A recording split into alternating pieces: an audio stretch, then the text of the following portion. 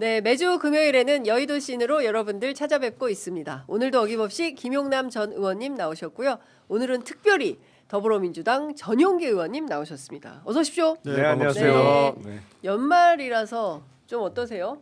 바쁘십니까? 뭐 아무래도 모임이 네. 조금 더 있죠. 예. 해 가기 전에 얼굴 보자 뭐 예. 이래서. 작년에는 아무것도 못했잖아요. 없었죠. 작년에는 뭐 싹 다 취소. 네. 예. 있어도 못 갔습니다. 있어도. 그러니까 예. 연말에 많은 모임들이 있는데 예. 12월 3일 예. 그 비상계엄을 겪고 나서 아예 그 한두 달을 국회 본회의장에서 잤거든요. 그러니까 국회 본회의장에 예. 땅바닥에 누워서 잔 적이 많습니다. 그래서 참석을 거의 못했어요.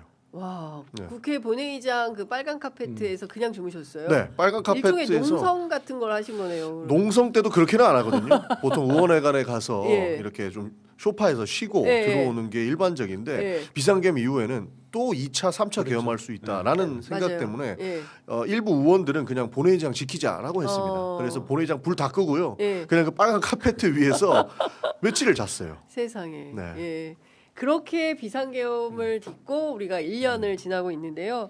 어쨌든 그 과정에서 수많은 민주시민들의 역할, 그리고 또 취재 편의점 같은 매체에 작은 매체지만 역할을 했었고요. 그 매체에 적극적으로 도움을 주시는 또 광고분들이 있어서 예, 광고를 먼저 좀 소개를 하고 의원님들 말씀을 좀 듣도록 하겠습니다. 자, 첫 번째 소개해드릴 광고는 인터넷 비교원입니다. 무조건 써야 하는 인터넷 휴대폰 정수기 렌탈. 의외로 매월 나가는 요금으로 부담되시는 분들 꽤 많습니다. 이런 분들의 부담을 줄여드리기 위해서 인터넷 비교원이 여러 가지를 준비했습니다.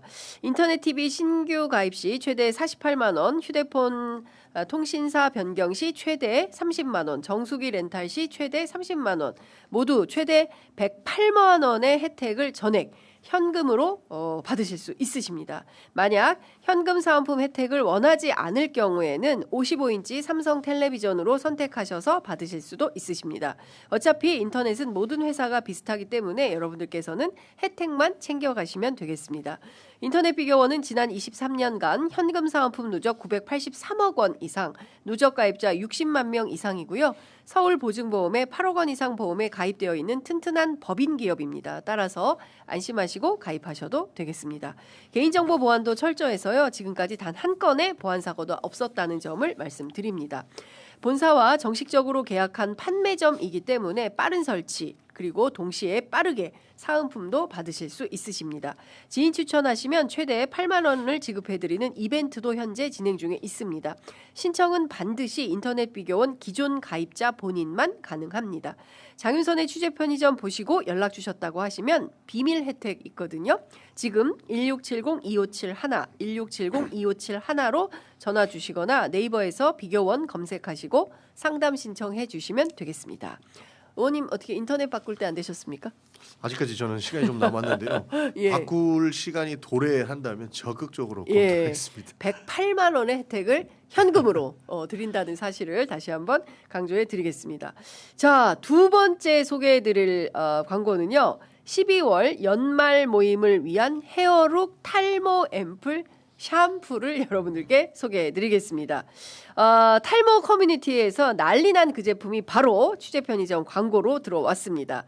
기존 제품들과는 비교가 안 되는 바이오 기술력을 적용한 바로 이 헤어룩 탈모 앰플 그리고 탈모 샴푸, 단순히 느낌이 좋다 이런 후기 수준이 아니고요. 주디메르만의 특허 기술의 임상시험은 물론이고 무려 68인의 실사용 검증단까지 모두 완료한 제품입니다. 커뮤니티에서도 효과 중심 제품이라는 반응이 현재 이어지고 있는데요. 아래 더보기란에 남긴 링크를 통해서 페이지에 들어가시면 수많은 비포, 애프터 사진을 조작 1도 없는 결과물로 확인하실 수 있으십니다. 해당 사진은 더마 코스메틱 피부과학연구소에서 올해 1월부터 3월까지 특정 대상자 기준으로 한 실제 검증단의 후기 사진입니다. 다만 개인차는 있을 수 있으십니다. 두피를 젊게 그리고 모발을 풍성하게 지금 바로 주디메르의 헤어룩과 함께 새로운 자신감을 찾아보시기 바랍니다. 시청자분들께 최대 50% 할인하는 연말 기념 이벤트 준비했다고 하니까요. 검색창에 주디메르 검색 또는 더보기란 링크를 확인하시면 되겠습니다. 의원님은 어떻게 풍성하십니까? 모든 분들의 고민이죠. 예. 언젠가는 네. 겪게 될 일이기 때문에 예. 저도 집안 내력이 있어가지고요. 의원님 저도 아직 젊으셔서. 근데 그렇죠. 의원님도 뭐 헤어는 풍성하신 것 같아요. 아니요, 근데 많이 줄었죠. 아무래도 이제 소갈머리나 이런 게 이렇게 잡아보면 네, 예전 같지 않아요. 아, 그리고 그 모발이 좀 얇아지잖아요. 맞아요. 나이가 들면 맞아요. 모발이 좀 얇아지더라고요. 얇아지면서 이제 빠지는 건데 예. 그 최근에는 이제 위고비 마운자로 같은 이제 그 체중 감량으로 예. 이제 그 개발한 제약사가 정말 대박을 쳤죠. 근데 제가 알기로는 이게 체중 감량보다 오히려 시장이 더 큰 게 네. 탈모 시장이래요. 오. 어. 맞아요. 요새는 여성 탈모인도 많다고. 그러니까. 예. 어쨌든 효과가 확실하면 진짜 네, 여러분들 효과가 확실하면 한번 써보시는 걸로 하겠습니다. 자, 본격적으로 얘기를 좀 해보도록 하겠습니다. 지금 그저께죠. 내란숙의 윤석열 지금 감옥에 있어요. 옥중에서 요미우리 신문하고 인터뷰를 해서 또 개인 메시지를 통해서 간첩법 얘기를 느닷없이 했는데 이번에는 장동혁 대표가 똑같이 이어받아서 어제 간첩죄 개정을 가로막아서 중국 간첩들이 활개치게 만들었다. 북한 지령대로 공수처가 만들어졌다. 뭐 이런 주장을 공당의 대표가 하고 있는 겁니다. 직전까지 여당이었어요. 어떻게 보십니까? 뭐 이상하지도 않아요. 그들만이 사는 세상이 있는 것 그만세 같은데. 그만세. 예. 이렇게 빛의 혁명으로 새로운 세상이 열렸는데 아직도 그 속에서 허우적거리는 사람들이 있는데 예. 대표적으로 윤석열과 뭐 장동혁 대표 정도 얘기할 수 있을 것 같습니다. 기본적으로 메시지가 똑같잖아요. 어떠한 매체를 보고 어떠한 이야기들만 듣는지 아직까지 간첩을 얘기하고 반공 사상을 전파하고 그것을 당의 대표라는 사람이 받아서 이야기하는 것들은 우리 정치가 정신 차려야 된다라는 말을 안 할 수가 없는 겁니다. 근데 느닷없이 간첩 천국을 왜 의원님이 과거에 공안 검사셨기 때문에 간첩 전문가실 수 있는데 장동혁 대표 왜 갑자기 이 얘기를 하는 걸까요? 근데 좀 너무 이상하지 않아요? 너무 어떻게 장동혁, 윤석열 싱크로율이 이렇게 높을 수가 있지? 그러니까, 거의 100%예요. 예. 근데 윤야 어차피 깜빵 갔고 예. 이제 IBM이라고 하잖아요. 예. 이미 베린 몸이지. 이제 이미 베린 몸. 나와서 이제 해를 보기가 어려운 예. 상황이니까 그냥 막 가는 거가 뭐 그럴 수도 있다고 예. 생각이 되는데 장동혁 대표는 정말 이상한 거예요. 그러니까요. 예. 도대체 이유가 뭘까? 무슨 누구한테 단단히 약점을 잡혔나? 아니면 약점 잡혔나? 아니 오. 왜냐하면 장동혁 대표가 지난번 전당대회 때 네. 뭐 당선되려고 이제 친윤의 등에 업혀서 당선되기 위해서 뭐 이상한 얘기 많이 했죠. 했었죠. 그래서 심지어 김문수 당시 당대표 후보를 매우 중도적으로 보이게 할 정도로 확 갔잖아요. 예. 그래갖고 당선이 됐어요. 근데 예. 당대표 당선되고 나서는 처음에 메시지가 어떤 거였어요. 매일 1도씩 좌측으로 맞아요. 가겠다. 클릭하겠다는 거잖아. 맞아요. 지금 100일이 좀 넘었잖아요. 그럼 거의 100도 넘게 왔어야 돼. 그렇죠. 예, 100도는 왔어야 되는데 반대로 갔죠, 반대로. 반대로 근데 지금 반대로 뭐 한참 가고 있으니 100도가 아니라 백도를 하고 있는 거 아니야? 날이 갈수록 더 가고 더 있단 뒤로 말이에요. 있어요. 예. 도대체 이유가 뭐냐? 근데 국민의힘 내부에서도 네. 그 소위 얘기하는 장동혁 단절론 뭐 이런 것들이 슬슬 고개를 들고 있고 특히 젊은 김재섭 의원 등을 비롯한 젊은 국회의원들 수도권에 있는 의원들이 이거 안 되겠다 해서 뭐 성명 자기들끼리 뭐 계엄에 대한 사과도 하고 뭐 이러고 있는 거 아닙니까? 아니 근데 아직까지 눈치 많이 보는 것 같아요. 아 그래요? 왜냐면 지금 계엄에 대한 사과도 25명밖에 안 했잖아요. 과거 계엄 해제 표결들 18명 했는데 네. 지금 한 7명 는 겁니다. 그러니까 냉정하게 봐야 1년 돼요. 사이에 7 늘었다. 그렇죠. 7명 늘었죠. 네. 18명이 계엄 해제 표결을 방해했는데 그중에 몇 명은 또 이탈해 가지고 그렇지. 극우와 손잡고 네. 윤석열과 손잡고 당 대표가 되더니 그들만은 사는 세상으로 빠져버렸는데 아니 장동혁 대표 그때 계엄해제 표결 참여하지 않았나요? 했어요. 그러니까 그때 네. 당시에는 한동훈계였습니다. 그러니까 일단 뒤통수를 치고 네. 윤석열로 갔죠. 네. 그러면서 지금 한 명 빠지고 한 8명 충원돼가지고 네. 25명인데 네. 이 사람들이 결국에는 눈치 보지 않는 사람들라고 친다면 아직 눈치 보는 80명의 의원들이 남아있다. 그래서 아직까지 뭐 탈장동혁을 네. 이야기하기는 좀 멀었다 저는 봅니다. 탈 장동혁을 뭐 얘기하기는 아직 섣부르다. 그렇죠. 그- 이제 7명 늘었다니까요. 그, 네. 그 국민의힘이고 그 대구시장까지 했던 누굽니까 권영진 의원. 권영진 의원 같은 경우에는 이런 얘기를 했어요. 국민의힘을 해산하고라도 제대로 된 보수 정당으로 가는 게 청년을 위한 길이다. 이런 주장을 했거든요. 그 윤석열의 무모함 때문에 나라를 모두 바쳤고 국민의힘도 당한 거다. 이런 주장을 했습니다. 갑자기 피해자 코스프레를 피해자는 당한 건 아니고 네. 동조했지. 예. 사실 뭐 국민의힘의 몇몇 그 국회의원들, 네. 그러니까 뭐 이철규 의원을 비롯해서 뭐 찐윤, 신윤 뭐 했던 사람들이 없었으면 윤석열이 그렇게 맘대로 할 수는 없었죠. 네. 구조적으로 그렇잖아요. 그렇죠. 국회 내에서 받쳐주는 세력이 없으면 불가능하지 아무리 네, 대통령이라도. 예. 그러니까 사실은 방조범 내지는 공범이 상당수 끼어 있는 건 맞는데 예. 이미 저기는 저렇게 됐으니 지금이라도 좀 바뀌자라는 건데 근본적으로 한계가 있죠. 네. 권영진 의원 얘기도 맞아요. 예. 왜냐하면 이철규 의원이 여전히 잘 살고 있잖아요. 그리고 뭐 그러니까요. 많아 거기 박수영 의원 비롯해서 그때 막 선봉에 서서 내가 더 윤석열하고 친해, 맞아요. 내가 더 이쁨 받고 있어라고 예. 막 주장했던 사람들 그대로 다 있는데 그러니까 구조적 한계가 있는 거죠. 네. 국힘은 그 한계가 너무 뿌리 깊어요. 네. 그러니까 이럴 바에 아예 깨고 새로 만들자 그러니까. 이런 얘기가 충분히 나올 수 있는데 예. 저는 장동혁 대표 과연 지방선거까지 대표를 할까라는 의문이 요새 들어요. 그러니까요. 왜냐하면 홍준표하고는 달라. 2018년도 그 6월 지방선거 앞두고 그때 홍준표 당대표 예. 체제였잖아요. 그때 웬만한 그 단체장 후보나 지방선거 후보들이 어떻게 하면 백을 써서 당대표의 지원 유세를 안 받느냐 네. 이 경쟁을 했어요. 오. 서로 다른 지역으로 빼려고 예, 예. 자기 지역에 못 오게 하려고. 예.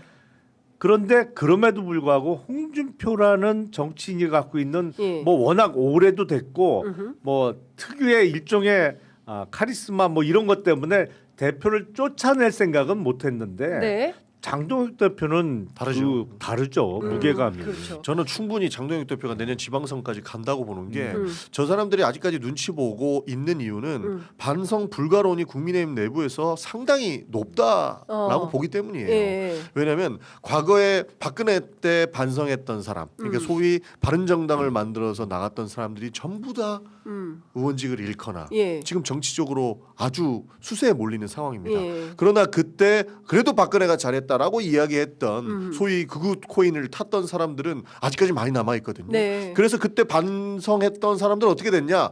다 날아가지 않았느냐? 예. 이런 이야기들이 아. 국민의힘 내부에 있는 거예요. 그렇구나. 그래서 이때만 잠깐 지나가면 네. 결국에 우리 찍어줄 사람들은 찍어준다.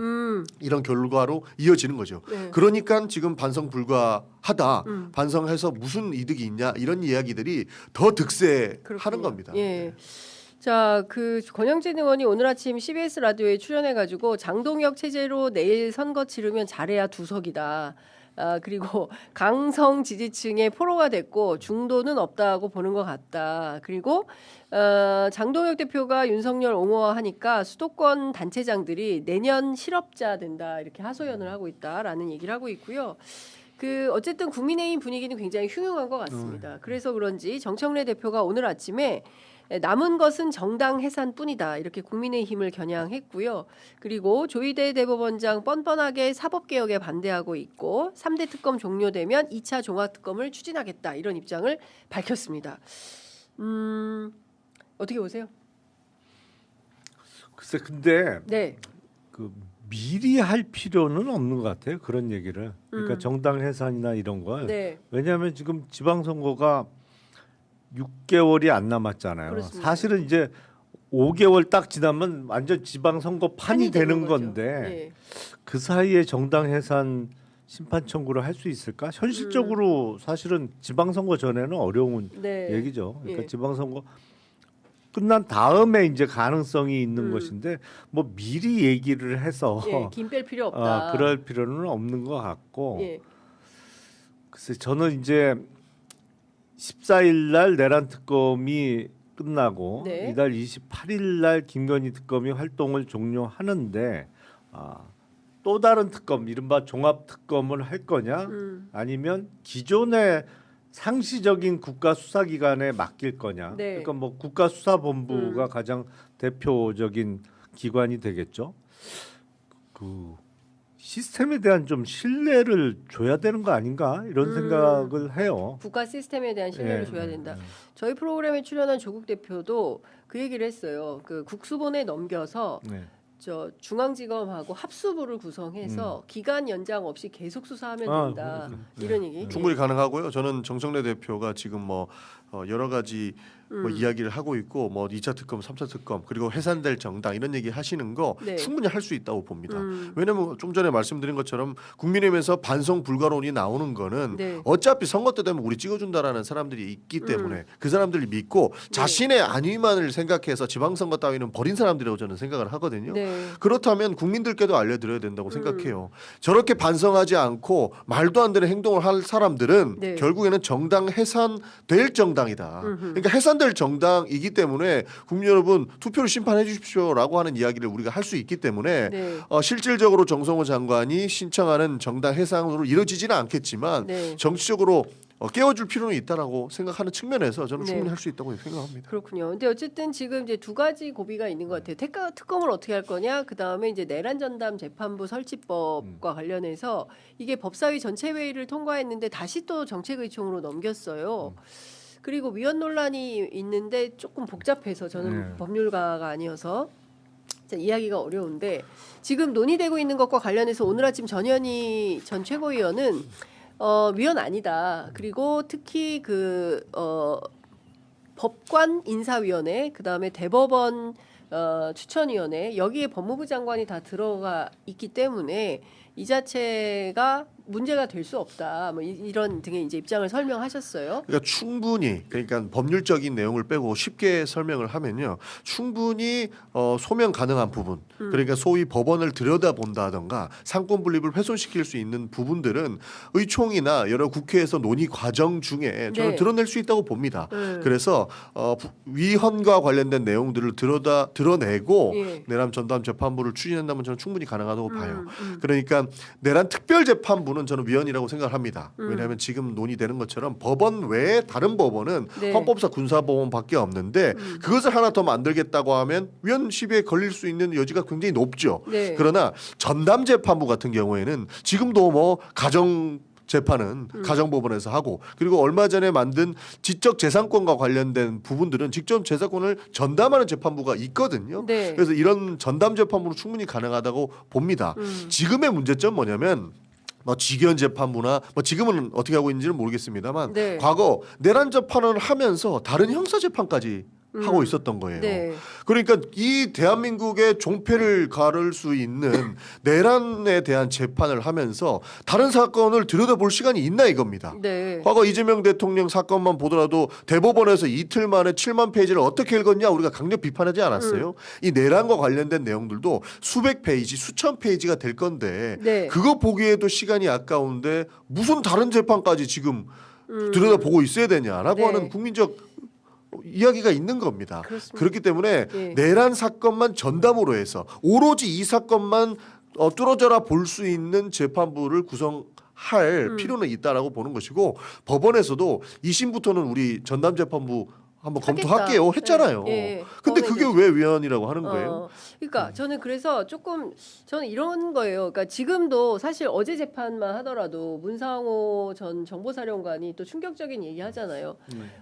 다 실탄 장착하고 갔었고 인당 10발씩 다 줬다. 그럼 합치면 100발이고 예를 들어서 선관위에서 우발적이라도 누가 쐈다면 거기 어떻게 됐겠습니까? 근데 이런 사실들이 계속 나오고 있어서 빠르게 좀 내란 재판을 좀 뭐라고 그래야 됩니까? 너무 답답하죠. 우리가 1년 내내 이제 지기현 판사 얘기를 하고 있는데 이 문제를 정리를 할 필요가 있는데 하려면 조금 일찍 했었으면 어땠을까라는 아쉬움이 있고 뭐 여러 가지 뭐 논란 끝에 못한 측면이 있긴 합니다만 지금 한다면 그럼 또 어떻게 해야 되는가? 의원님께서는 법률가시니까 지혜가 있으실 것 같습니다. 아니 일단 그 어떤 일을 할 때 이제 이걸 입법의 형태로 내란 전담 재판부를 설치하고 뭐 하는 거에 그 어떤 실익이 있는지를 살펴보고 또 어떤 리스크가 있는지를 살펴봐야 된다고 생각을 해요. 그럼요. 실익은 뭐 지금 다른 재판부는 그다지 문제가 없는데 지기현 재판부의 재판을 보면서 이제 그렇습니다. 다들 그런 필요성을 실감한 거잖아요. 근데 이 재판이 거의 막바지예요. 물론 지금 입법이 1심부터 할 수 있는 1심과 항소심을 다 할 수 있는 내용이라는데 이게 지금 지기현 재판부 사건을 내란 전담 재판부로 만약에 입법을 통해서 만들어서 옮긴다고 하면 공판 절차 갱신을 다 해야 되는 거예요. 네. 이게 여차하면 더 늦어져. 그냥 이 상태로 진행하는 것보다 더 늦어질 수가 있어요. 예. 그리고 다른 재판부 뭐 이진관 재판부나 이런 데는 별다른 문제는 없어 그렇죠. 보이는 거고 지금 예. 선고만 남아 있는 상태인 맞습니다. 것이고. 예. 그러니까 지기현 재판부는 거의 막바지인데 이거를 1심에서 내란 전담 재판부로 옮겨가는 거는 오히려 절차의 진영이 더 있을 가능성이 있고. 뭐 간이 절차를 밟을 수도 있다 뭐 이런 얘기는 하더라고요. 아니 그러니까 공판 절차 갱신이라는 건 증인 신문을 다 다시 하는 건 아니에요. 네. 근데 이제 그거를 제시하고 고지하고 이 절차는 해야 돼요. 네. 그러니까 지금까지 해왔던 것보다는 시간이 덜 소요되지만 네. 재판부가 바뀌면 어쨌든 그 절차를 밟아야 되는 된다. 겁니다. 그렇죠. 예. 그래서 실익이 뭐냐? 그러면 1심보다는 2심에서 신속하게 재판을 진행할 수 있고 빨리 판결 선고를 낼 수 있다. 근데 서울 고등법원은요. 네. 원래 빨리 해요. 서울 고등재판 한번 받아보면 예. 이 서울 고등부장 정도 되면 다 대법관 후보예요.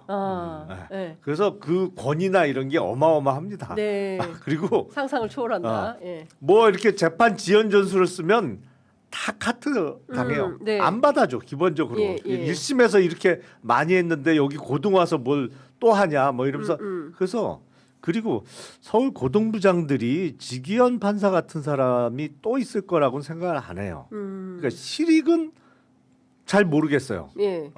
있어도 그렇게 큰 것 같진 않아요.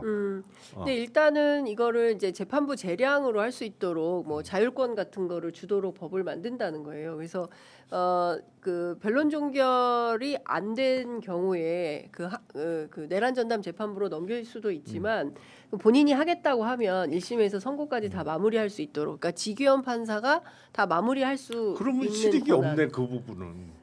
지기현 판사가 자기가 선고까지 하겠다고 하면 그만이네 그럼. 그렇겠죠. 예. 근데 리스크는 어떤 게 있냐면 예. 이게 위헌 법률 심판을 청구하면 네. 이건 구조가 어떻게 되냐면 일단 위헌 법률은 헌재에서 가리는 거잖아요. 근데 네. 법원에서 재판부에서 이거 헌재에서 한번 판단을 받아 봅시다 하는 순간에 재판이 중단되는 거예요. 네, 그렇죠. 근데 헌재에서 그러면 언제까지 결론을 낼 거냐? 그럼 모르지. 헌재에서. 그렇죠. 근데 적어도 몇 달은 걸리겠죠. 네. 저는 리스크가 너무 큰 거예요, 이게. 그렇게 맞습니다. 되면은 그 내란 속의 윤석열은 어떻게 되는 거예요? 아니, 구속 기간이 만료를- 그러니까 그 법에 내란은 구속 기간을 1년까지 둘 수 연장한다. 있도록 하니까 예. 뭐 구속 기간이 1년이라는 기간이 많이 남아 있으니까 그냥 구속 상태로 둘지 네. 아니면 재판 진행을 안 하고 중단된 상태니까 일시 석방을 할지 그거는 모르죠. 그건 재판부 재량인가요? 네. 실제로 이제 율사 출신의 의원님들이 그리고 한간에 나오는 이 걱정을 하시는 분들이 딱 이 지점을 말씀하시는 거예요. 네. 1심부터 적용을 하게 되면 예. 절차를 진행하다 보면은 굉장히 늘어질 수 있는 가능성이 있고 예. 그 절차만 하는 것도 한 세월인데 예. 위헌 심판 청구까지 네. 들어오게 되면 1심에서 바로 전담 재판부를 하는 것은 예. 물리적으로 지금 굉장히 위험한 상황인 거죠. 그래서 직위원 재판부를 못 믿지만 분명히 특검에서 제대로 된 형량 규명을 할 거기 때문에 예. 1심까지는 지나고 나서 2심부터 전담재판부를 구성해서 네. 더 뚜렷하게 봐야 되는 건 아니냐라는 의견들이 많습니다. 네. 그러니까 조금 그 늦은 감이 있어 보여요. 네, 예, 좀 맞습니다. 늦은 동의합니다. 감이 있어 보이고 사실은 지금 닥쳐가지고 이제 어쨌든 12월까지 끝낸다고 했다가 또 2월로 늦어지긴 했습니다만 이게 계속 상황 변경이 생겨서 그런 측면이 있는데 좀 이게 어려움이 있고 또 하나는 지금 그 서울중앙지법에 있는 영장전담부에서 박성재 전 장관을 비롯해서 계속 기각행렬이 있지 않습니까? 네. 뭐 한덕수, 박성재, 추경호, 그다음에 황교안 등에 이르기까지 뭐 우리가 알지 못하는 뭐 압수수색 영장 같은 경우에는 무수 뭐 기각되었다라는 얘기도 있고요. 뭐 그밖에 다른 뭐 사건 관련자들. 이 내란 전담 재판부 이야기가 계속 나오는 게 네. 결국 영장 전담 재판부 때문인 거예요. 영장 그렇죠. 재판부 때문에 예. 이 내란 전담 재판부를 해서 더 심도 깊게 봐야 되는 것 아니냐 하는 이야기가 나오는 거예요. 네. 딱 해놓고 선고 직전인 내란 재판부만 보면 2심부터 적용하는 게 훨씬 더 현실적으로 네. 법률적으로 타당하다라고 하는 의견들이 다수인데 네. 기본적으로 영장 전담 재판부 때문에 사람들이 더 법원을 신뢰하기 어려워지는 상황이 초래하다 보니 하루빨리 하자라고 하는 이야기들이 나올 수밖에 없는 상황이다라는 예. 거죠. 알겠습니다. 뭐 다들 답답하신 가운데 그래도 속이 좀 시원해질 만한 오늘 그 갤럽 조사 말씀을 좀 드리도록 하겠습니다. 오늘 발표된 갤럽 조사에서 이재명 대통령 직무수행 평가 조사 전주보다 2%포인트 더 올랐습니다. 62%로 잘하고 있다. 그리고 잘못하고 있다 29%로 이제 집계가 됐고요. 지역별로 살펴보면 대구 경북에서도 잘하고 있다가 49, 못하고 있다가 38. 엄청 큰 차이인 것 같은데요. 제가 본 근래에 들어서 굉장히 높은 차이고 서울 같은 경우에도 더블입니다. 서울 잘하고 있다 62, 잘못하고 있다 31로 집계가 됐고요. 뭐 대전, 충청, 광주, 전라 뭐 그리고 부울경 같은 경우에도 잘하고 있다 57, 잘못하고 있다 30. 여론은 확실히 대통령에게 힘을 실어주고 있는 모양새다라고. 요 여론조사만 보면 네. 우리 앞서 언급했던 권영진 의원이 했던 얘기. 예. 장동혁 대표 체제로 내일 선거한다고 하면 두석. 두 군데밖에 못 이긴다. 그게 예. 보나마나 대구시장하고 그렇죠. 경북도지사 예. 선거를 얘기한 거일 텐데 네.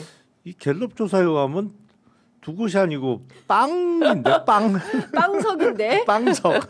대구 경북까지 포함해서 빵석 진짜 전반적으로 고르게 다 잘하고 있다. 사실 내년 선거는 대통령 선거 아니겠어요? 그렇기 때문에 지금 상황에서 놓고 보면 빵석이다. 어머니께서 분석을 해주셨습니다.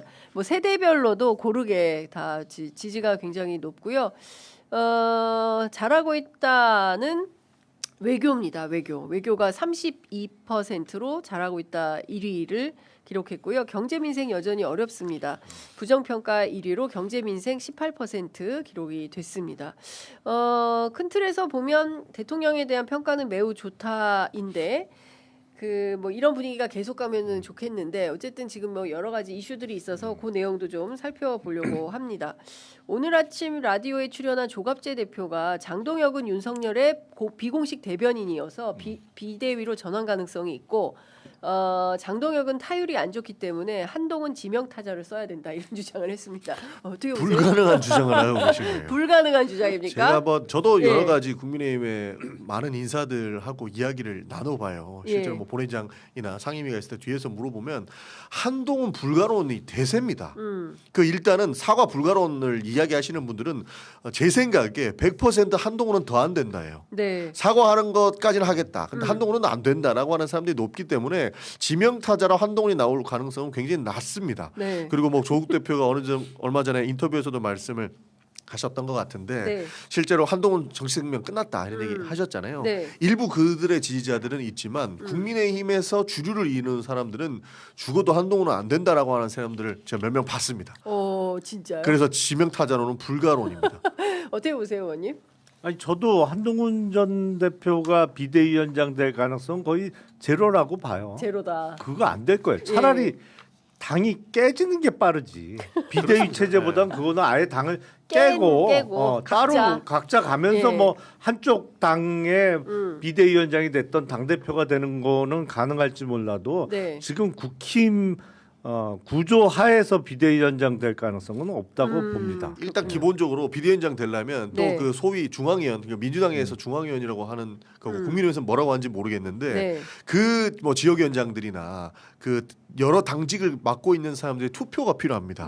거기서 뭐 당원 투표까지 넓힌다고 하면은 가능을 하겠습니다만 지금 투표를 해서 비대위원장으로 인준을 받아야 되는데 그 인준 자체가 불가능하기 때문에 지명 타자는 있을 수 없는 일이지 않을까. 제 기억에는 국힘 쪽은 워낙 비대위를 여러 번 했는데 그거는 이제 비대위원장을 누가 사실상 실세 몇 명이 이렇게 추대하면 의총에서 그냥 논의하고 결정이 끝났던 것 같아요. 그걸 갖고 투표까지는 안 갔던 것 같은데 그래서 안 된다는 거예요. 왜냐하면 의총 열면 반대가 훨씬 많을 거예요. 갤럽 이름도 못 꺼낼 겁니다. 그렇군요. 한동훈 후보 말도 안 된다 생각할 거예요. 네, 갤럽 조사 가운데 저희가 소개해드리지 않은 대목이 있어서 좀 하면요. 장래 정치 지도자 선호도 조사가 있었어요. 조국 대표가 8%로 1위를 했고요. 김민석 그 현 총리가 7%, 그리고 한동훈, 장동혁 공동 4%로 3위를 했습니다. 그리고 뒤이어서 이준석, 정청래 3%, 오준석 오세훈 2%, 김동연, 홍준표, 우원식, 박찬대 각 1%, 의견 유보가 57%입니다. 어떻게 보세요? 뭐 조국 대표 같은 경우에는 종표신당을 지지하는 사람들의 전량의 이 지지를 받기 때문에 아무래도 높을 수밖에 없는 것이고 이번에도 우리 12.3 행사 때 뵀는데 메시지가 굉장히 강력해지셨더라고요. 강력해졌어요. 와, 저 정도까지 말씀을 하시나 싶을 정도로 강력해지셨기 때문에 아무래도 지지율이 나오는 것 같은데요. 민주당의 인사들의 면면이를 보면 지금 뭐 여러 가지 정부 측에서 일하고 있는 분들이 아직까지 본인들의 발톱을 확실하게 숨기고 있거든요. 그분들이 나오게 되면 지지율 역전은 따라온 당상이라고 생각합니다. 알겠습니다. 특이점이 있어요. 이제 조국 대표가 1등 나오는데 조국 혁신당의 정당 지지도는 너무 낮아요. 맞아요. 너무 낮아서 이건 뭐지? 지금 뭐 말씀 주신 길에 소개를 해드린다면 더불어민주당 43, 국민의힘 24, 그리고 무당층이 24인데요. 조국혁신당은 3%입니다. 3%. 지지율 3%. 지지율 3%인데 조국 대표는 지지율 8%. 그래서 이게 좀 괴리가 있어서 그 어떤 분석이 가능할지는 추후에 좀 해보도록 하고요. 그리고 오늘 한국일보에서 굉장히 그 큰 보도를 했어요. 뭐냐면 이준석 전 국민의힘 대표가 지난 7월달에 그 특검의 임의 제출 형식으로 녹음 파일 5개를 건넸는데 그 가운데 윤석열 당선인 그 4월 22일, 24일, 25일 이렇게 이어진 녹음 녹음 그 파일을 넘긴 겁니다. 그 내용을 보면 그 안철수가 지역구 하나 달라고 하는데 인수위원장 지낸 사람이 달라는데 거절하기가 쉽지 않다부터 시작해서 이인선, 그다음에 김태우, 뭐 장영하 뭐 등등이 나옵니다. 그러니까 사실상 공천에 꼼꼼히 개입한 거 아닌가라는 의심을 갖게 되는 정황이 나온 거고요. 관련해서 이준석 대표가 윤상현 의원을 공관위원장으로 임명을 하게 되면 하나하나 설명드리겠다라고 소개를 하고 있어요. 어떻게 보십니까? 실제로 너무 늦은 감이 있는데 이것도 김건희 특검팀에서 얼마 안 남은 기간 안에 공천 개입 의혹 사건에 대해서 얼마나 수사 성과를 낼 수 있을까요? 어떻게 보십니까? 아니 이준석 의원은 사실은 모든 통화 내역을 다 갖고 있을 거예요. 그러니까요. 녹취 파일을 좀 진작에 내지. 그리고 좀 많이 내지 뭐 딱 5개. 선별해 갖고 내가 보기엔 몇만 개는 있을 텐데. 이준석 의원에게 몇만 개의 아니 파일이. 왜냐면 모든 통화를 다 자동 녹음하기 그래서 때문에 구글 드라이브에 자기 보관 중이다 네. 이런 얘기. 어마어마하게 많은 양이 있을 텐데 그 중에 그냥 몇 개만 딱 골라서 제출을 그것도 제일 마지막에 한 점이 대단히 아쉽고 네. 아 진작에 좀 제출하고 공개하고 그랬으면 네. 더 빠르게 쉽게 갈 수 있었을 텐데 네. 그리고 비상계엄 선포 전에도 뭐 탄핵도 가능했을 거고 네. 사실은 예. 네. 본인이 수세에 몰리니까 이제 다 터뜨리겠다는 신부 아니겠습니까? 다는 아니잖아요. 그 중에도 고르고 골라서 5개만 딱 내놓은 거 아니에요. 본인 불리한 거는 분명히 뺐을 거예요. 네, 자기 불리한 거 윤석열이 빼놓고. 예. 이렇게 했을 겁니다. 예. 근데 이제 이 내용을 보면 그 비단 내란숙의 윤석열 김건희 팀이 김영선 전 공천에만 개입한 것은 아니다. 아, 그렇죠. 이 밖에도 사실은 김태우 강서구청장부터 시작을 해서 그리고 김진태 강원지사 그리고 박완수 그 경남지사 뭐 등에 이르기까지 이인선 의원도 이때 아마 보궐에 공천받았던 그렇죠. 거 아닌가요? 맞습니다. 지방선거와 동시에 실시된. 그리고 이인선 의원에 대해서도 얘기가 있어요. 이인선은 홍준표 때문에 원래 지역구에서도 밀리고 어쨌든 선거운동을 많이 도와줬고 이인선이를 한 번은 시켜줘야 되지 않겠나 싶거든요. 이거는 윤석열 생각이 아닐 가능성이 저는 그렇죠. 높다고 봐요. 아 이인선은 윤석열 생각이 아니다. 네. 김건희 생각이다. 여사님 생각이. 그냥 그거를 김안빵님, 말을 옮겼을 뿐이겠죠. 아, 분명히 이렇게 받아서 바로. 옆에서 설득했겠죠. 예. 이 정도의 워딩을 구사할 수 있는 쓸 만큼 디테일한 사람이 아니라고 저는 생각합니다. 예. 실제로 그 정도로 봤다면 선거운동하면서 네. 전반적으로 다 봤어야 됐다는 소리잖아요. 근데 예. 선거운동 하는 거 TV에만 나오는 것만 봐도 이 사람 저 사람한테 막대하는 거 그냥 서스럼 없이 그렇죠. 보도가 됐거든요. 예. 근데 저렇게 디테일하게 선거운동도 많이 도와갖고 한 번은 시켜줘야 되지 않겠냐라고 생각을 했다? 네. 저도 그냥 누가 옆에서 계속 설명을 주입을 했을 시킨 거고 거다. 그대로 빨리 전화해 해가지고 전화했을 거라고 아니 생각합니다. 근데 네. 워딩이 똑같아요. 김영선 의원 공천 밀어붙일 때도 그렇죠. 똑같은 얘기했어. 네. 대선 해줘라. 때 많이 줬고 뭐, 많이 도와줬고 네, 맞아요. 했으니 해줘라. 예, 해줘라. 똑같은 그거 얘기예요. 김영선이 말이야 5선이고 그런데 그거 좀 해주지. 뭐 그래 말이 많네. 뭐 이랬던 거잖아요. 그래서 어쨌든 이 맥락에서 보면 공천 개입은 딱 떨어지는 징조 아닙니까, 의원님? 그렇죠. 예. 예. 그런데 어쨌든 다른 사람들에 대해서도 수사가 필요한 거 아닌가요? 아니 이인선 저는 의원. 계속 이 공천 개입과 관련해서 왜 이렇게- 업무 방해로 기소를 안 하는지 모르겠어요. 특검이. 예. 예. 정당의 공정한 음. 그 공천 관리 내지는 경선 업무를 방해한 거잖아요. 네, 네. 이게 되거든. 예. 근데 왜 업무 방해죄로 기소를 안 하지? 잘 이해가 안 돼요, 저는. 그러니까 초반부터 김건희 특검팀에 사실은 뭐 여러 가지 소동이 있지 않았습니까? 뭐 수사 검사들 돌아가겠다, 검찰청 폐지하니까 그 집단 입장 밝히고 했던 게 김건희 특검이 시작이었던 거잖아요. 그러니까 공천 개입 의혹 사건에 대해서는 이것도 뭐 7월에 온 거라는 거거든요. 7월에 왔는데 지금 12월 이제 와서 교체 수사팀이 일부 교체된 다음에 이제 나오기 시작하는 거니까. 업무 해태한 거 아닌가라는 의심도 저는 개인적으로 듭니다. 아니 왜냐하면 이제 우리가 보통 그 어떤 외압을 행사했을 때는 직권남용죄로 보통은 우유를 합니다만 네. 대통령 취임 전에 당선인 신분은 사실은 공직 신분이 없잖아요. 그래서 특히 뭐 김건희 같은 경우에는 아예 공직자가 아니었던 것이고 네. 그래서 직권남용으로 우율하기가 어려워요. 그래서 업무 방해 네. 예. 그게 쉽다. 로 하면 훨씬 그 처벌할 수 있는 범위가 넓어지죠. 근데 그렇게 하면 될 것 같은데 예. 왜 안 하지? 이게 참 정성호 장관이 힘들겠다라는 생각밖에 안 들어요. 예. 왜냐하면 결국에는 검사들이 제대로 일을 해줘야 저들의 범죄를 밝힐 수가 있는데 네. 제대로 인사를 해가지고 가진 비판은 본인이 다 받고 인사를 했는데 그 사람들이 또 반발하고 집단적으로 이렇게 항명하는 모습들을 보면 네. 정성호 장관이 진짜 힘들게 일을 하고 있구나라는 생각이 더 드는 겁니다. 그러니까요. 근데 사실 지금 그 내란 발생 1년이 지났고 뭐 검찰부터 법원에 이르기까지 실제로 쉽지 않은 뭐 역풍과 반발이 계속 있는 거고 이거를 어찌됐든 뭐 좀 이렇게 그 누르면서 가야 되는 뭐 정부의 특히 이제 고위 공무원들의 역할도 있는 거고 사실은 그 역할을 충실히 잘 해주셔야 되는 것도 임무이기도 하고 뭐 이런 건데요.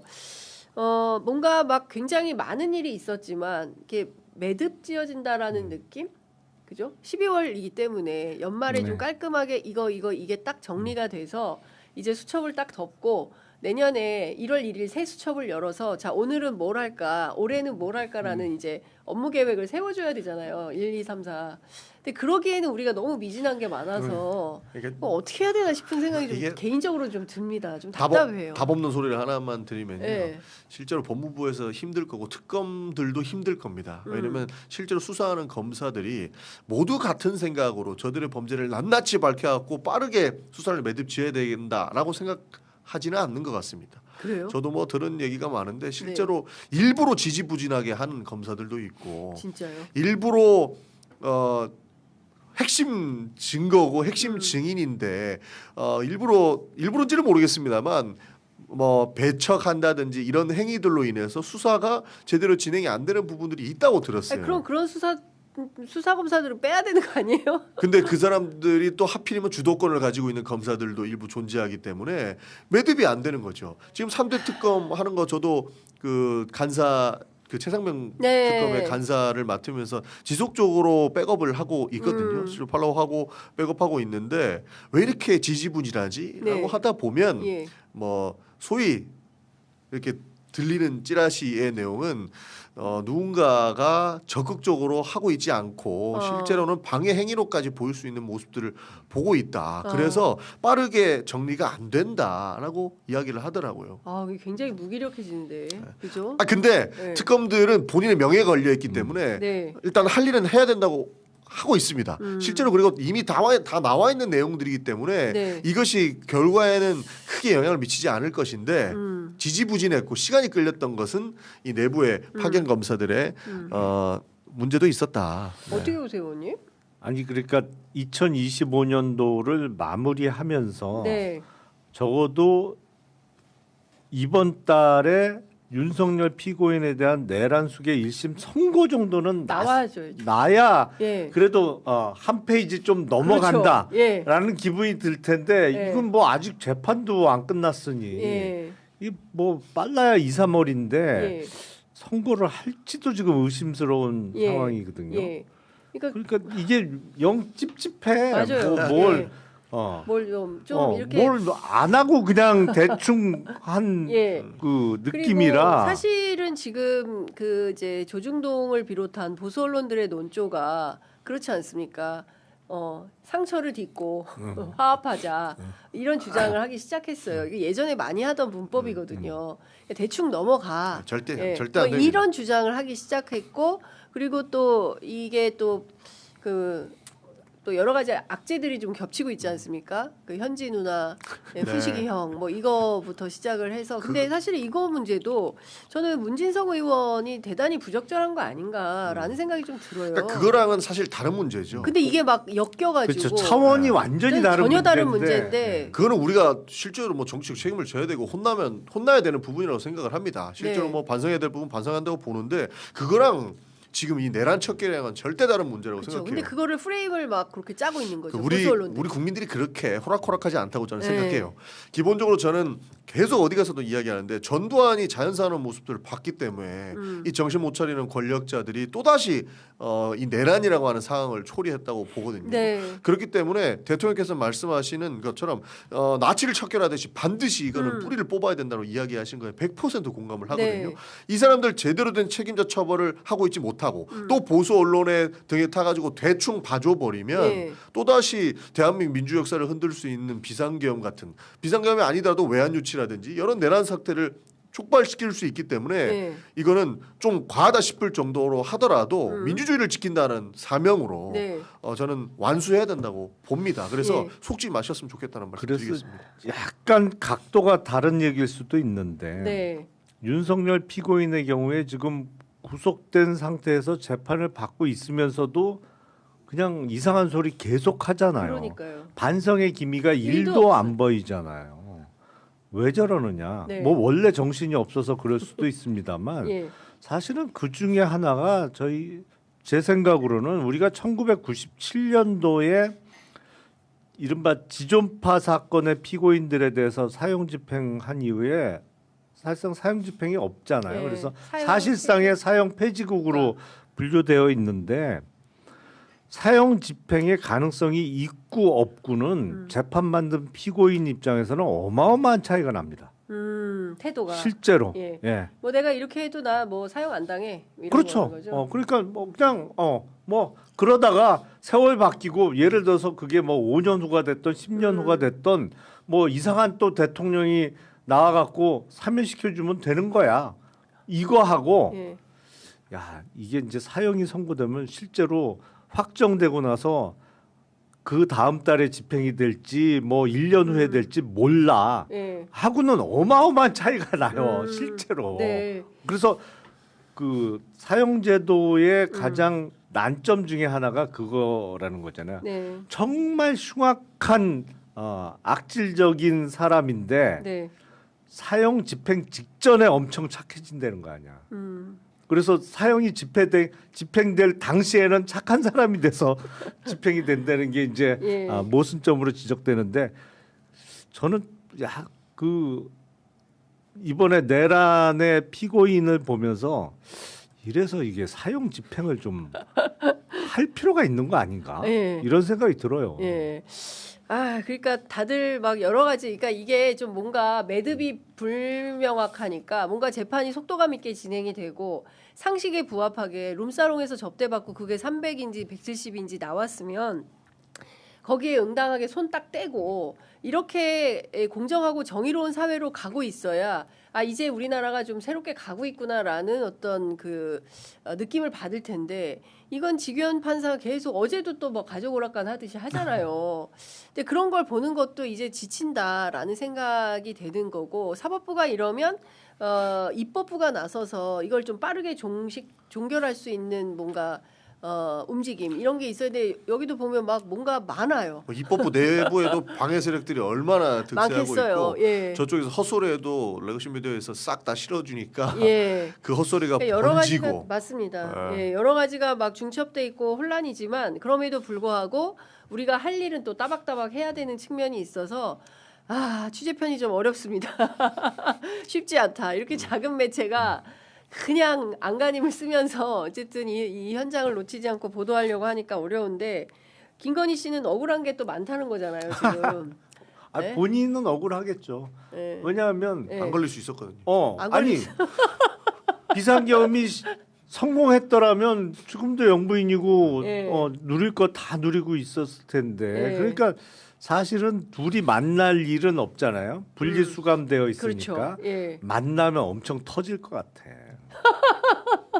야이 XX야. 야이 모질이야. 하려면 제대로 했어야지 그러면서. 예. 아니 근데 진짜 그런 생각들이 실제로 존재하는 거 아닙니까? 그 추경호 대표도 엘리베이터 안에서 그 얘기를 했다는 거고 송원석 원내대표도 그 본회의장 안에서 그랬으면 좋겠네. 차라리 그랬으면 좋겠네라고 얘기를 하는 거고.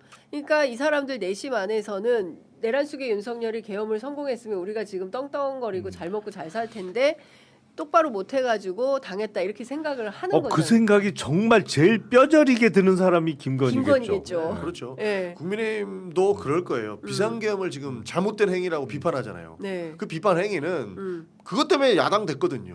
그것 때문에 국민적 심판을 앞두고 있거든요. 그래서 비판하는 거지. 그거 성공했으면 우리는 모두 사실 군홧발에 지펴피고 있었을 거고 그분들은 호가호위했을 거라고 저는 보기 때문에 예. 근데 믿을 수 지금 없었습니다. 그 내란 속의 윤석열이 옥중에서 내는 메시지도 보면 이건 국민께 참회하고 반성하는 게 아니라 자기가 성공하지 못해서 미안하다 이런 메시지를 내고 있는 거잖아요. 맞아요. 예? 그러니까 그리고 이거를 헌법수호라고 주장한 말도 안 되는 궤변을. 그래서 예. 이게 앞서 말씀드린 대로 사형이 실제로 집행이 될 가능성이 있으면 사형에서 무기징역으로 감형을 받기 위해서라도 착한 척이라도 하지. 근데 그것도 없어서 저런다. 네. 예. 아직도 그 담띄었던 자리를 그러니까요. 가면 예. 울컥해요. 음. 실제로 그때 당시에는 아무 정신 없이 그냥 이거 내가 이 자리에 들어가지 않으면 네. 본회의장에 들어가지 않으면 내 한 표가 날아간다. 그 비상계엄 못 막으면 이거 진짜 큰일 난다라는 생각밖에 없어서 네. 그때 정신이 없었는데 되도록 생각해 보면 진짜 죽을 뻔했구나. 그 생각 들면 울컥해요. 그렇죠. 그런데 그 김건희 씨의 변호인인 유정화 변호사가 어제 SNS에 이런 글을 올렸어요. 그러니까 김 씨는 억울한 게 많다라는 거예요. 김건희 씨는 그러면서 정치적 프레임과 상징화된 인물에 대한 총체적 응징 심리가 과도하게 개입되었다. 그러니까 김건희 씨가 실제 저지른 범죄는 얼마 안 되는데 어떤 상징화된 인물, 그러니까 김건희라는, 그러니까 뭐 본인들 주장에는 뭐 이를테 마녀 사냥을 하고 있다 이런 주장을 하는 것 같아요. 예? 응징 심리가 과도하게 개입됐다. 어떻게 보세요? 드러난 게 얼마 안 되는 거지. 실제로 한 드러난 게 거에 안 비해서 돼서. 그렇지. 그렇죠. 정말 드러난 게 조적지열인 거죠. 맞습니다. 지금 문제는. 예, 그 컨테이너 박스에 예? 목걸이만 들었겠냐는 거예요. 아니 그리고 네. 누가 누구한테 선물을 하던 뇌물을 바치던 네, 가장 기본은 돈이에요. 그렇죠. 돈에 약간 얹어서 선물을 주고 목걸이도 주고 핸드백도 주는 거지. 근데 예. 지금 드러난 거는 목걸이, 핸드백, 구두밖에 없잖아. 그렇죠. 진짜 큰 덩어리는 아직 드러나지도 않았단 예. 말이야. 이게 아쉽다는 거지. 그리고 실제로 특검팀이 수사해야 되는 포커스는 거기에 맞춰져 그렇죠. 있는 거죠. 네. 그러니까 캄보디아 ODA 도대체 얼마를 김건희 씨한테 줬길래 갑자기 2배로 ODA 액수가 늘어나지 않습니까? 통일교에게 주는. 그 관련해서도 정말 흉흉한 소문이 실제로 캄보디아 교민사에서는 많이 돌고 있는데 전혀 그 부분 수사가 안 되고 있는 거죠. 어떤 얘기가 돌고 있습니까? 그러니까 뭐 러프하게만. 그러니까 캄보디아 ODA 예산을 확 늘렸잖아요. 네. 근데 그게 이제 사실은 그 다 어느 정도 포션이 정해져 있다는 거죠. 그래서 캄보디아를 거쳐서 네. 이게 이제 백도어로 자금화된 거를 예. 작년 11월에 예. 몇몇 그 실세와 예. 또 거기에 금융기관 장이 같이 캄보디아 출장을 가서 어허. 그거를 이제 받아서 예. 그러니까 이제 그 금액이 크니까 예. 이른바 코인 형태로 아하. 받아서 예. 왔다라는 게 소문의 핵심이에요. 예. 근데 그 부분 전혀 뭐 수사가 안 되고 있지 않습니까? 안 되고 있죠. 예. 이거 굉장히 큰 거 아닌가요? 되게 코인화돼서 네. 김 씨에게로 전달됐을 개연성. 아니 그러니까 가장 먼저 드는 의문은 네. 왜 캄보디아에 이렇게 갑자기 잘해주기 시작했지? 그렇죠. 예. 이거부터가 이상한 그렇죠. 거잖아요. 예, 가서 뭐 애 끌어안고 사진 찍고 뭐. 아니 그리고 도이치모터스는 왜 캄보디아에 그 금융업체를 갑자기 인수했지? 그렇죠. 뭐 이런 의문들이 드는 예, 거죠. 맞습니다. 예. 예. 근데 그 부분에 대해서는 수사가 지금 하나도 진척이 안 돼 있어서. 너무 많아가지고 예. 아마 딴 거 신경 쓴다고 못했을 가능성이 근데 높다고. 좀 그 뇌물 뭐 이런 거 있잖아요. 사실상 뭐 뇌물이나 치정 여기에 관련된 것들은 사실 많이 나왔는데 그거 말고 의원님 말씀하시는 그리고 이제야 나오고 있는 공천 개입, 그다음에 양평고속도로와 관련된 거, 특히 주가 조작과 관련해서 지금 하나도 안 나오지 않았습니까? 삼부토건, 그러니까. 웰바이오텍. 예? 김건희라는 사람은 누가 주면 그냥 다 받아요. 그렇잖아요. 이게 목걸이가 됐든 뭐가 됐든 다 네. 받아. 근데 돈을 주면 안 받아요? 그건 말이 안 되지. 그렇습니다. 근데 보통 본인이 아쉬워서 청탁할 게 있어서 뭘 갖다 바치는 사람이 네. 돈은 빼고 물건만 준다고? 그건 말이 안 되거든요. 그러니까 통상 우리도 뭐 아이한테 지갑 줄 때 안에 5,000원짜리라도 넣어서 주잖아. 앞으로 이거 잊어버리지 말고 잘 써, 막 이러면서. 근데 그거를 가방만 주고 돈은 안 줬을 리는 없다. 이를테면 김기현 의원의 부인이 오늘 특검에 조사받으러 들어가는데 로저 비비의 가방을 주면서 가방만 주고 그 안에 아무것도 안 넣었을 리는 만무하다. 예. 근데 옛날에 그랬던 것 같아요. 뭐 케이크 박스 안에 돈 넣어가지고 주고 뭐 이런 거 많았잖아요. 예. 영화에서 많이 봤죠. 영화에 그거. 많이 네. 봤죠. 예, 책 사이에 돈 껴서 주고 막 이런 일 많았는데 돈 없이 그냥 물건만 줬을 리는 만무하다. 아니 그런 경우는 거의 없죠. 예. 특히 뭐 뇌물이라든지 아니면 불법적인 어떤 대가를 주고 받으면서 돈은 싹 빠지고 물건만 주고받는 경우는 거의 없죠. 그런 경우는. 사실상 오늘 김용남 의원님께서 특검에 팁을 주셨습니다. 캄보디아 수사해라, 캄보디아. 뭐 하고 있냐 지금 특검팀. 네, 날짜는 얼마 안 남았고 그 안에 여러 가지 방해가 있지만 특별검사가 책임지고 하는 거 아닙니까? 그러니까 좀 전에도 왜 특검에서 누가 어렵긴 방해하고 하지만. 있는 거 아니냐, 네. 실제로 그런 소문도 있다. 그리고 많은 의심들을 하고 있는데 실제로 이렇게 추가적으로 나오는 의혹들을 네. 특검에서 밝혀주면 이런 사실 의심들 싹 정리할 수 있거든요. 네. 그래서 좀 빨리 좀 정리했으면 좋겠다는 얘기가 있는 겁니다. 그러니까 뭐 2차 특검 이런 얘기 나오지 않겠어요? 에휴, 많이 아쉽습니다. 여하튼 지금 뭐 다뤄야 될 것들은 많고 또 다른 방송도 가셔야 되고 네. 해서 저희가 여기서 마무리는 해야 될 것 같은데요. 그래도 현장에서 저희가 믿을 때는 또 민주당밖에 없어요. 지금 상황에서 국민의힘이 영 엉망이기 때문에 그리고 작은 그 법여권 여러 정당들과 연대하셔서 좀 똑바로 된 나라를 좀 만들어 주시면 좋겠다. 의회라도 좀 열심히 했으면 좋겠다라는 당부 말씀 좀 드리겠습니다. 의원님 혹시 뭐 전영기 의원님한테 당부하실 거 있으면 한 말씀 하시죠. 방송 끝나고 똑딱하게 보다 구체적인 소문의 핵심을. 야, 저도 좀 들어야 되겠습니다. 네, 알겠습니다. 자, 오늘 좋은 말씀 잘 들었습니다. 고맙습니다. 네, 감사합니다.